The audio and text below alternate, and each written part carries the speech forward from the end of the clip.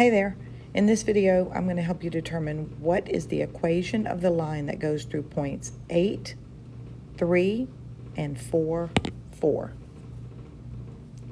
Okay, so the first x and the first y value would be 8 and 3. And the second x and the second y value would be 4 and 4. We have a formula when given two ordered pairs or two sets of points that we can say y2 minus y1 and x2 minus x1. So we're going to take the second y and subtract the first y from it. Then we're going to take the second x and subtract the first x from it. So we can type that in our calculator by pressing N over D and saying 4 minus 3 and 4 minus 8. And we get a negative 1/4. Well, our choices for A, B, C, and D, in A, it has a slope of a negative 1/4.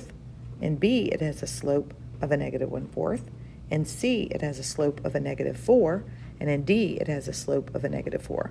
So right off, we could eliminate those that don't have a slope of a negative 1/4. So C and D are eliminated.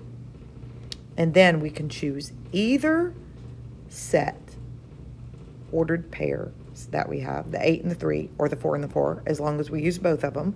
So I'm going to just choose to use 4 and 4. And then instead of writing the equation that A has, now that we've been given a value for y, we can write 4 equals negative 1/4. And then instead of writing the letter x, we can write the value that we were given for x, take away 5. If we type that in our calculator and it equals 4, we know that is the correct answer. And even if it doesn't, we know that B would be the correct answer. But while we're learning, let's try A and B to see which one works. And when I say works, it means this side over here has to equal this. Either this one does or this one does. Okay, so we're going to try that, and we're going to say negative 1/4 parentheses 4 minus 5. If we get a 4 on our screen, we'll know that one was the answer. We didn't. But now let's try the other one just to prove to you